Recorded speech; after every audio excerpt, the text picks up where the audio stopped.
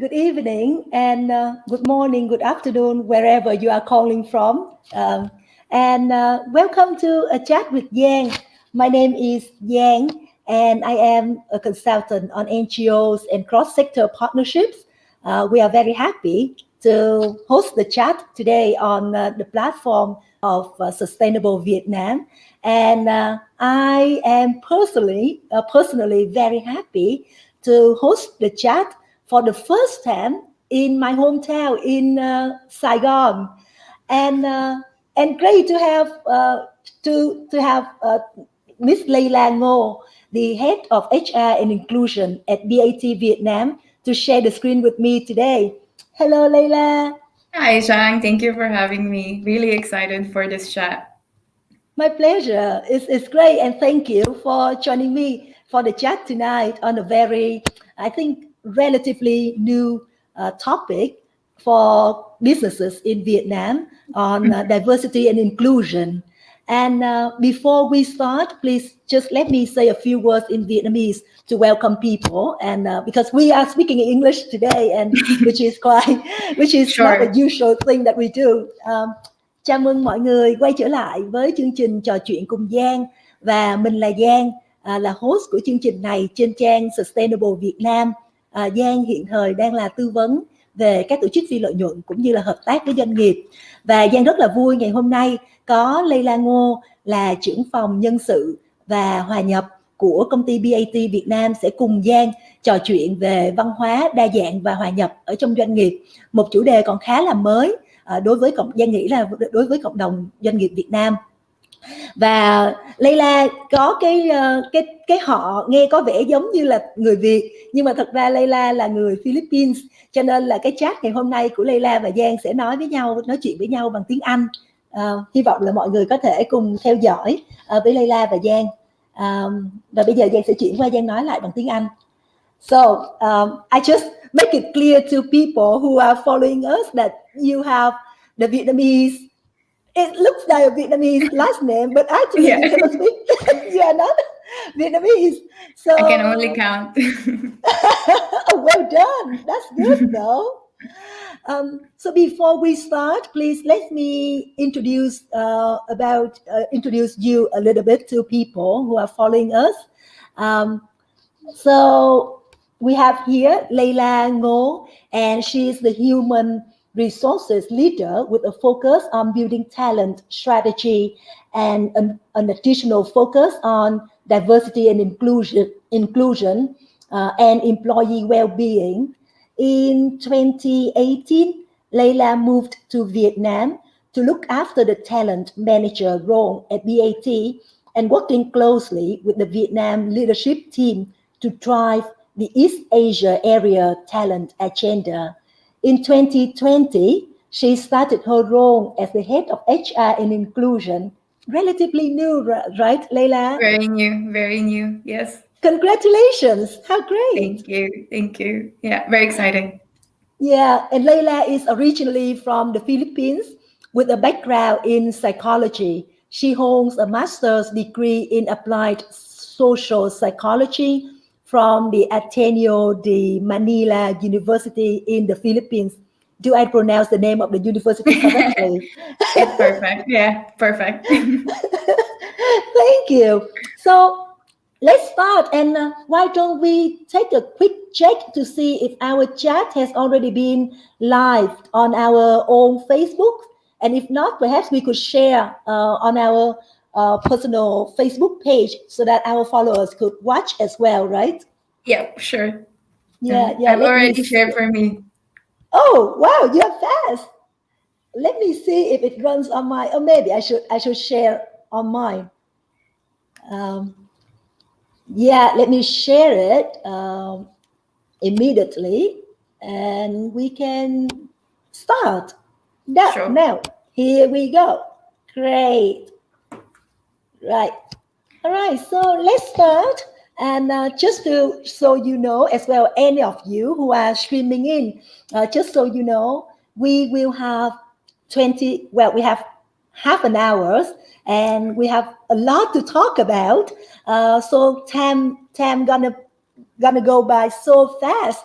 If you have any questions, please put in the chat box, and I will pick the questions so that Laila could answer you live. Perfect. So, Perfect. We'll try our best. yes. All right. So let's start.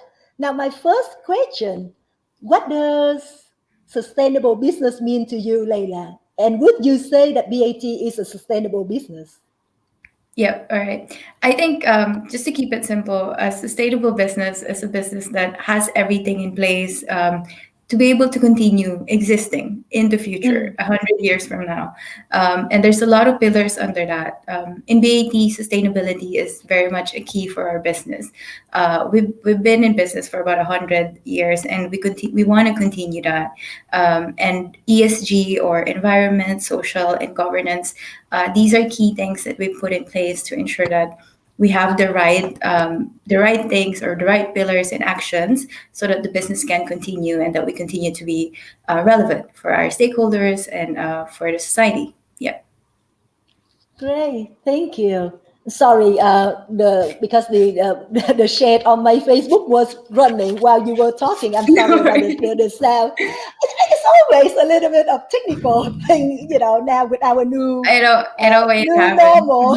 Yeah, we All get right, better so, at it. yeah, let's pick up on what you just stopped, and so I would love to learn more about the workplace culture. So, what does it mean to have a workplace culture, and why is it important to sustainability? Yeah. Okay. I don't know if you've heard this famous quote. It says that culture eats strategy for breakfast, and it really Could you means say that it again? culture eats strategy for breakfast. You can have Ah, as many strategy as you want, but if you don't have the culture to make sure that strategy happens, nothing's really gonna happen. Culture is something deliberate. It's something that leadership teams and organizations build, and it supports the whole thing, any strategy. So, do you have a culture of empowerment? Do you have a culture of collaboration? Are people free to speak their mind? I think those are the things that are important. And if, for example, if we want to be sustainable, you look at, do we have the right behaviors in place to make sure that people really understand our strategy, or that people really embraces being empowered? If I'll give a specific example, BAT is very, very big on governance, making sure that we follow the regulations, and we have our internal governance in place.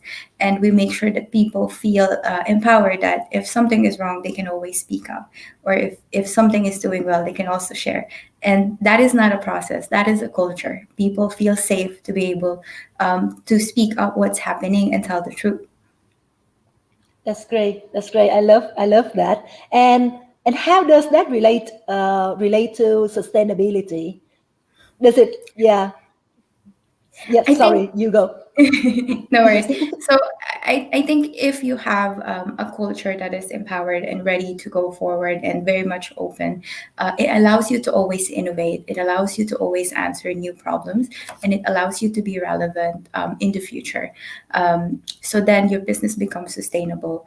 And really, at the bottom of it is the culture of the organization. Is that something that is possible to do?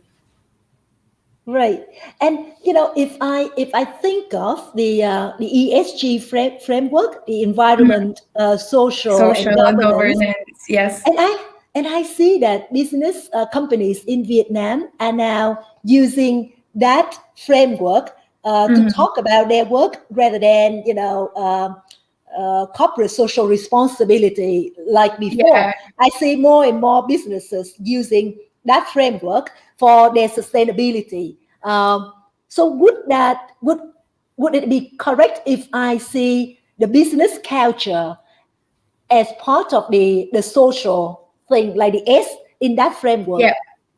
You're spot on, because like environment is about, your footprint as an organization, your environmental footprint. Social would then be, your work when it comes to talent development, capability building, your culture as well. And then of course governance is how you function as an organization, making sure that you're following the right, you have the right level of compliance, you're following the regulatory frameworks or the legal requirements to be a very honest business. So yes, short answer is S is where D&I definitely would sit. Great. And now, we are sitting here and it is quite a little bit nervous with the COVID things going on in Saigon. Yes. So, if I think of the time that we are living with this COVID going on, um, would you say? Well, I'm curious to learn from you that how has the the business culture or the D&I culture has benefit. What kind of benefit it brings to a business during this COVID time. Okay. So one of the things that we do as an organization is we always have this business continuity plans during COVID time, and having a diverse set of people or a diverse and inclusive team allows you to really test those business continuity plans and look at it from different angles. By doing that, you can make sure that the plans are the best possible they are, and we've tested it from different lenses. Would it work in the field? Would it work in the factory? Would it work in an office setting? You need a diverse group of people to be able to tell you the answers to those questions. If I go back, for example, in during the COVID situation, I would go back last year when everything was so new to us. Having these business plans in place and having a diverse group of people to run through it, we were actually able to quickly implement the changes or the plans, and we were able to openly communicate to the organization what will be the next steps with their safety as the main priority. And we were one of the very lucky organizations. I mean, with all the hard work, no matter how hard 2020 was, we've met all our targets amidst COVID, amidst all these challenges that we faced in 2020. So I think it really adds to it, and it's really one of the things that helps business be successful. Yeah. I was about to say, oh, probably because people stay at home more, so they consume more products from your company. But then I just connect back to the context of Vietnam that people didn't stay at home that much, Yeah, it didn't right? stay. Yeah, Yeah, it was just, I yeah, think, a few months last year. But yeah. there's a lot of small disruptions, so you have to react quickly. Yeah. Well, that's great to hear. Well, now let's talk about D&I. We kind of like you started a bit on it, but our chat today is supposed to be talking about diversity and inclusion. So, Yes. so please, could you explain to me, how well and everyone, well, what does D&I mean, and how is it embedded into BAT's business and operation? Yep. All right. So I'll try to just simply give a brief on, what is D&I. And I think if you look at social media or if you look at a lot of readings, it's becoming more and more talked about. I think it's a bit new in Vietnam maybe, or in Asia. But basically what it means is that we want to have a diverse set of people. By diverse, we're talking about where they're from, gender, way of thinking, age, belief system, values. It's all of that variable. So we want to have that diverse group. And at the same time, we want to make sure that even though they're all different, they feel that they're included and part of the team. And that they can add value to the team and to the goals. So that's what D&I is. And that's very much what BAT is about. I think when you ask around, what's BAT, one of the things that comes out is, it's very diverse. There's people coming from all parts of the world. Like for me, for example, living here in Vietnam, and having a different experience, having different backgrounds, and making sure it adds to the business goal. So it's in all the processes that we have. It's on how we look at talent, how we move, how we make business decisions. It's very important to us to look at it at different angle, because D&I really, that's the biggest benefit that it gives you. It having different people and making them feel that they can say what they have to say. You can solve different problems that you probably wouldn't be able to see. You can address consumer needs that you don't probably could relate to, but your team member can, and you can innovate. And I think that's the biggest benefit of it. Yeah, that is very interesting. And as a Vietnamese, and I just got back from the UK, and if I look at the society in the UK, well, the context in the UK or in the US, which is more kind of like diverse, more international, and people from people with different backgrounds and Yeah. colors. But when I look at Vietnam, my home country, it doesn't seem to be that diverse in terms of racial and intercultural diversity, for instance. Mm. So how is D&I interpreted in the context of Vietnam? Mm. Yeah, which is very much different from the West. Yeah, yeah, I agree with you. And I think if you go back at history, it will explain why. But I think, I mean, just reflecting on almost 4 years living in Vietnam, you'll be surprised on the kinds of differences people have. Like, I think there is a regional aspect in Vietnam. People Right. have different traditions, values, belief from the north, the south, the central, north central. You can cut it any way you want. And somehow it comes across that way. But and that's how we see it. But there's also other elements of diversity, as I mentioned. There's also the generations.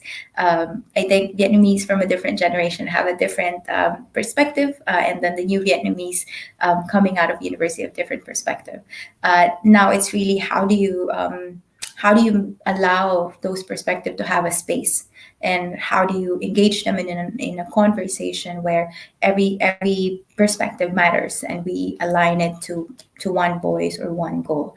I think that's the beauty of it. There's more to diversity than race. There's really a lot, and in Vietnam, I smile about it, but there's regions and cities and beliefs and traditions that comes into play. Very interesting, and you touch a point that I want to raise as well. I remember I had a recent conversation with a friend, and he told me, he said, well, he thinks that it's fine for manufacturers in Vietnam when they put a job a recruitment advertisement, and Mm, they say, don't recruit people from this province, from Thanh Hóa, for instance, or from Nghệ An. No, mm, or no recruitment. Well, something like this post is not open for women, or this yeah. post is not open for men. And he debated with me. He said that, well, it's fair for business because we are in a free market, and people, the business should make the choice that best benefit their company. What Mm. do you have to say about that in terms of region and diversity and inclusion? Well, I think if you're finding a talent, I believe you should cast your net wide. And I don't agree with that approach. And that's not something that we practice in BAT. I think if you do things like that, you miss opportunities to meet talent who might bring big value to your business. At the end of the day, it's what the skill, experience, and capability that a person brings, and not those elements that we're looking at. So my view about it is it's unfortunate that that case still exists. I think there would be a lot of missed opportunities to meet good, great, amazing candidates if you filter it in that way. So I hope organizations continue to progress, and to look at a wide selection of talent, because you don't know what you're going to find, and there's a lot of opportunities and great talents available. So why filter it in that way? Yeah, yeah. And how about people with disabilities? Yeah, no, I think there's a lot of work that needs to be done in terms of engaging them in the workforce. And it's sometimes it's not, are they applying or coming in. I think there is a space in terms of reaching out and finding these communities and kind of presenting the opportunities to them. This is definitely something that we can do better. I think observing the labor workforce, yeah, they should be reached out to and be given opportunities to partake in the workforce. Yeah, yeah. So I hear what you say. It's like to provide the space so that every voice is heard, and everybody with different perspectives could be appreciated in the workplace. Um, Mhm. so when did BAT start to apply, to implement this D&I concept in your Mhm. management? Honestly, I think ever since I joined them in 2014, and we've always had diverse as one of our core values. We've always pride ourselves with being an organization that is in about 200 plus countries, and in every business that we have, there will be different people, different nationalities in it, from different backgrounds. So this has always been core to us. And this is something we continue to talk about. I think the main shift right now is the conversation on inclusiveness. So it's not just about having different people. It's about looking at your people practices, your policies, and making sure that we are inclusive.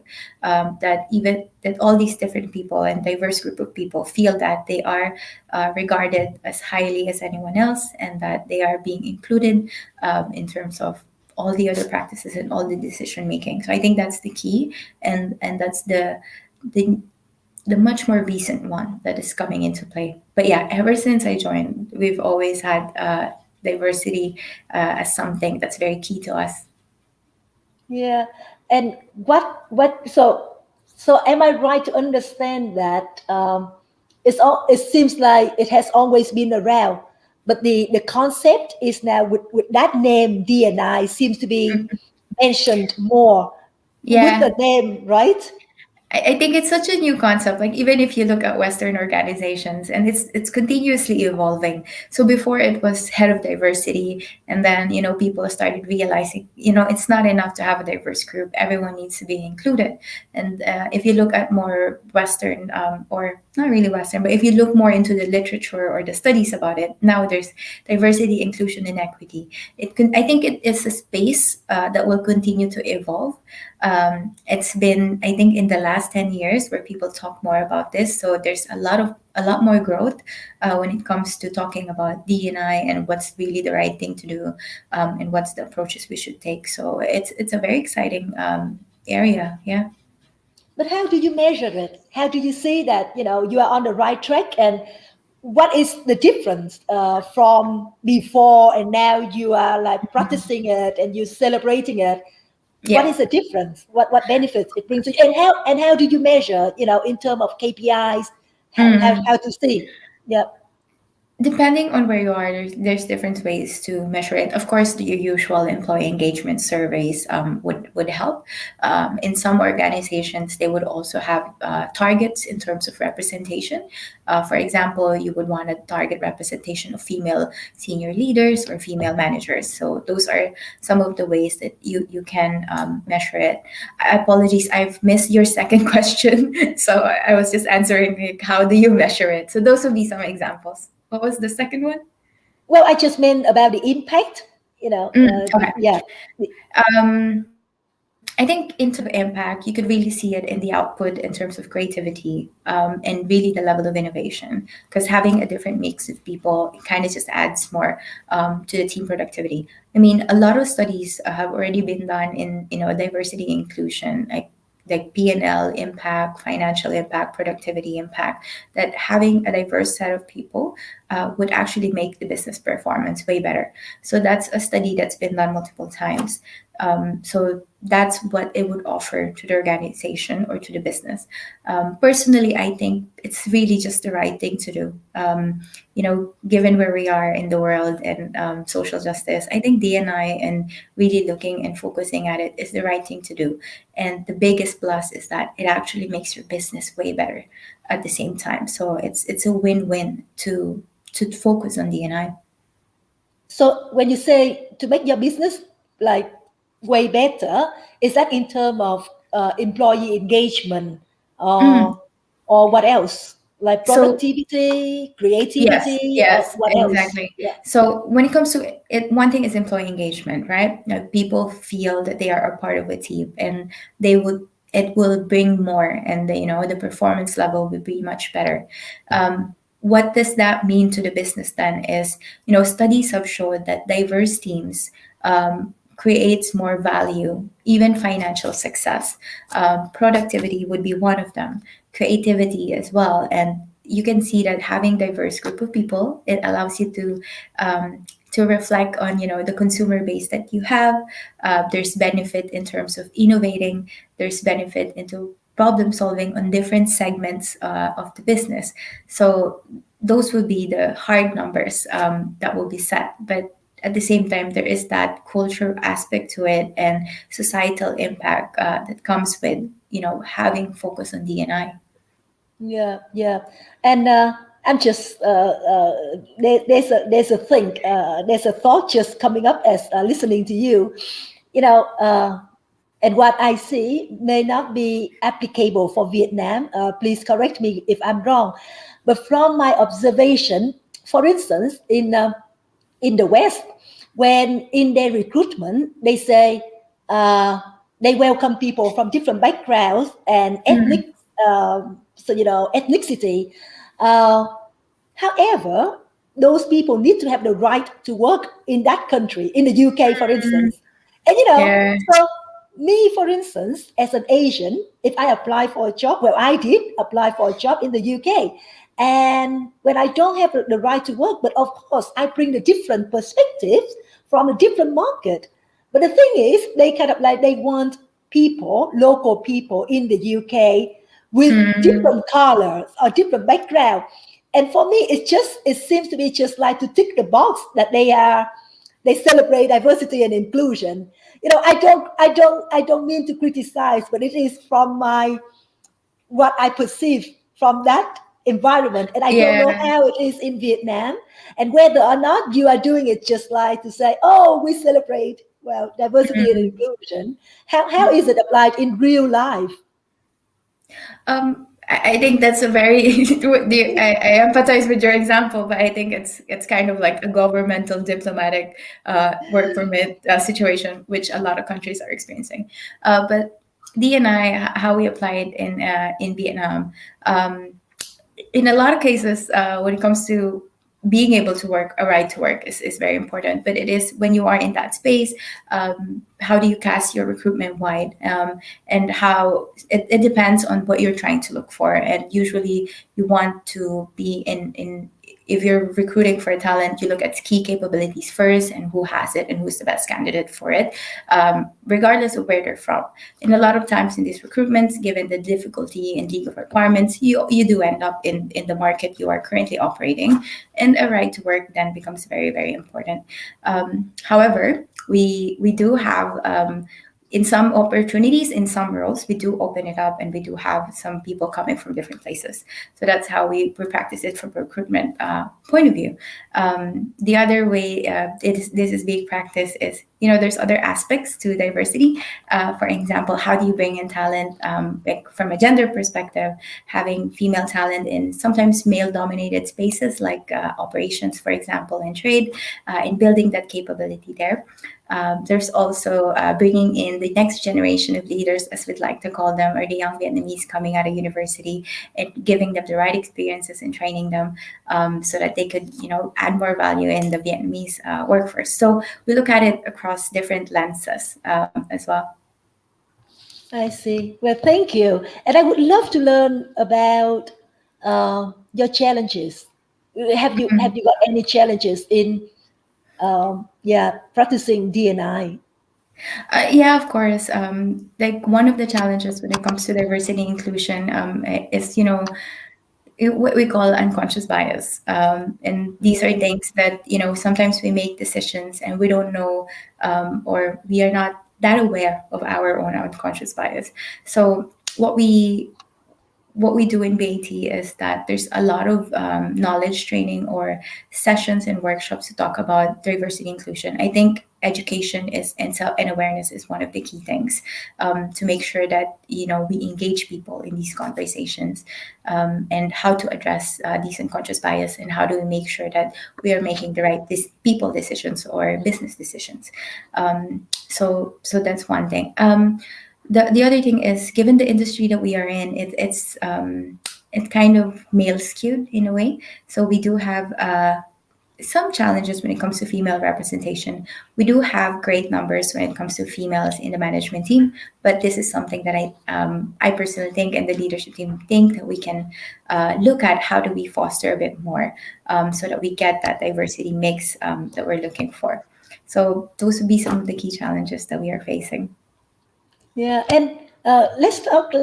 Let's dig a little bit deeper on the unconscious bias. That is Mm, very interesting. So, mhm. how do you address it? What do you do to overcome it? Yeah. I think the only thing you can do when it comes to bias is to be much more self-aware. So organizationally, we have launched, for example, trainings and workshops to educate people about biases. What are the different types of biases? And we're doing a lot of like self-reflection on how to address it. I think that's the first thing. And it's like any other thing, like any other capability, it's like a constant work in progress that the person has to do, so that they can start to address it. So yeah, I think first step is really educating yourself about it.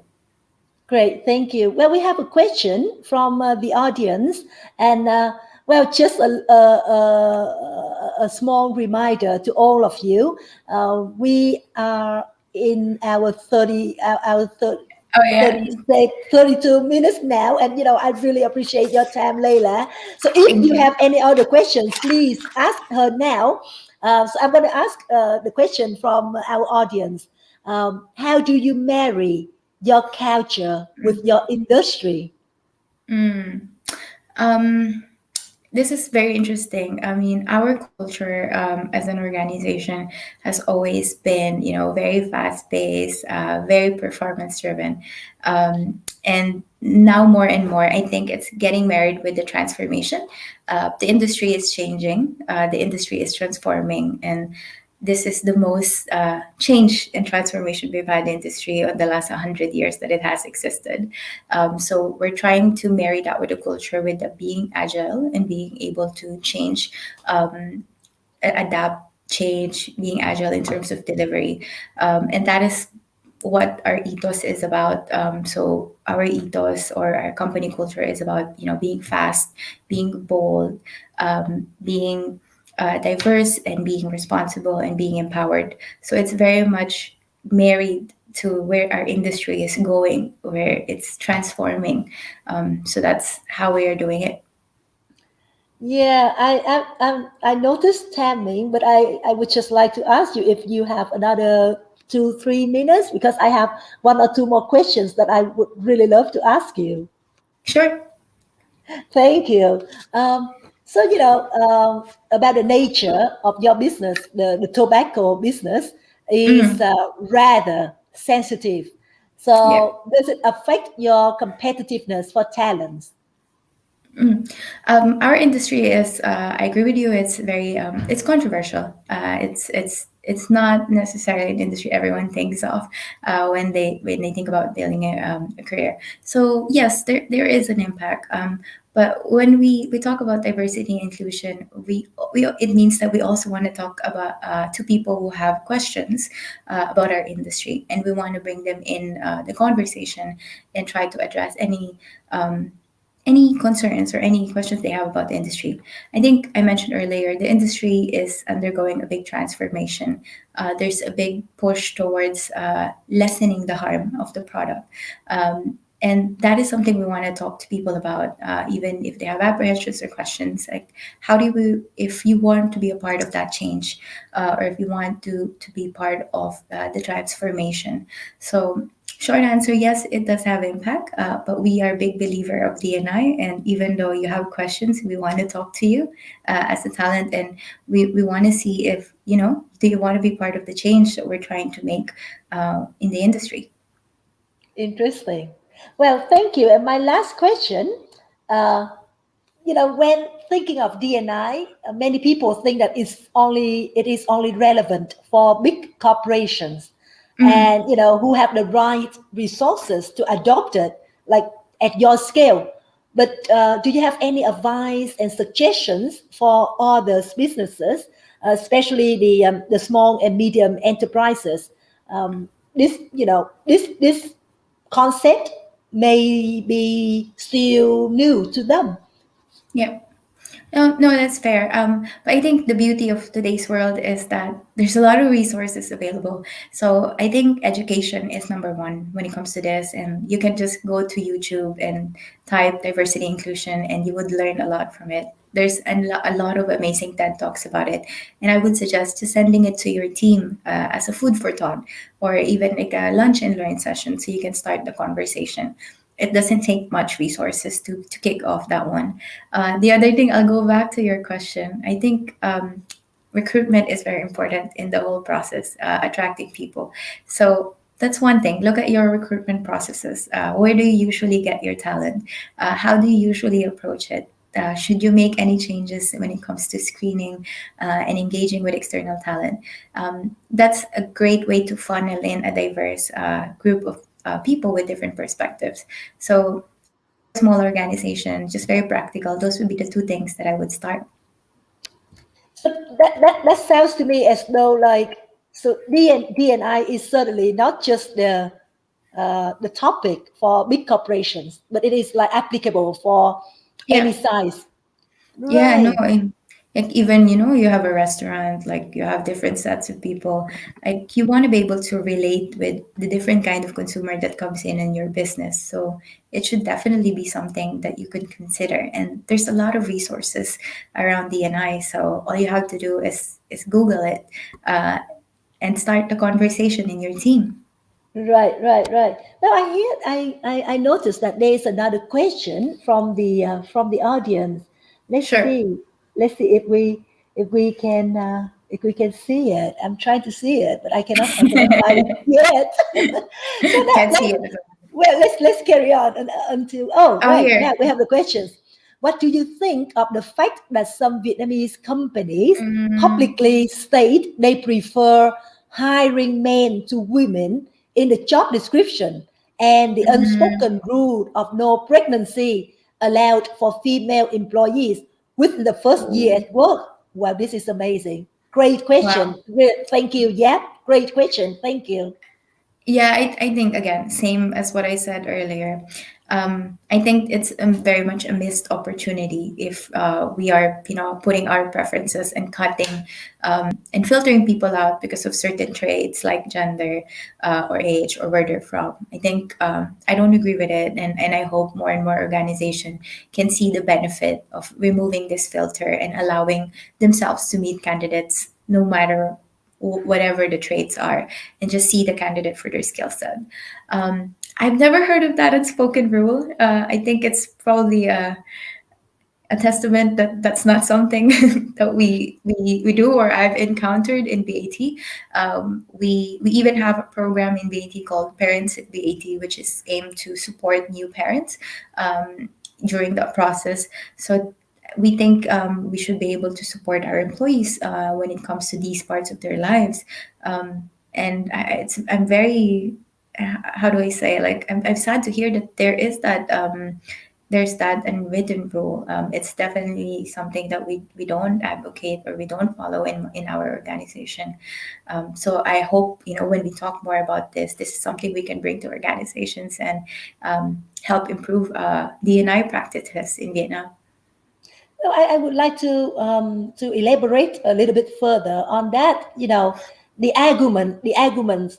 of the arguments of those businesses, they say that, well, but by preventing those things, in their job description and those unspoken rules, it helps them Mm, with their business performance. So it's all about, mm, they are a business. They need to make money, and they need to prevent all those barriers so that they could do their business better. So what would and you what would you tell to them? What would you I tell don't them? I don't agree with that. I think people come in with their own contribution and value, and there's certain things like people go through like maternity and paternity leave, and it's an important life cycle for the employee. And our employer's role in this case is to support them. In return, these employees come back much more refreshed, much more productive, much more creative, and they will create more value for your business. So I think, and this is something we really believe in. The way you treat people, the way you treat your team member is exactly the same value that they will give back to your business. So in my view, it's an investment for the team. It's an investment to that person's journey, and in the future, they will come back and deliver more for the business. Yeah, I like it when you use the word investment. So, this is more like the vision of the company for the longer term rather than just like the today money. And Yeah. I like that term. Yeah, yeah. All right. Thank you very much for your time, Laila. And thanks everyone for watching us, for following us, and making questions. Yeah, I hope to have another chance to carry on this conversation with you over a cup of coffee when we are allowed to in person. Yes. No, thank you. Thank you so much. I was able to answer your questions, and I hope it's able to progress the conversation in D&I. And if people have anything more to add on the conversation, just drop it down in the comment section, and we'll try to continue this chat offline, I guess. Oh, beautiful. Thank you very much. And I would also like to take this opportunity to thank BAT Vietnam for, supporting you to join us this conversation. And as well as especially thanks to Sustainable Vietnam and to Christina, my colleague, just supporting us from the back. And to all of you who are watching us, please follow Sustainable. Just press like for Sustainable Vietnam to stay updated. And goodbye for now. And I'll see you next time. Thank Thank you. you. Bye bye. Bye.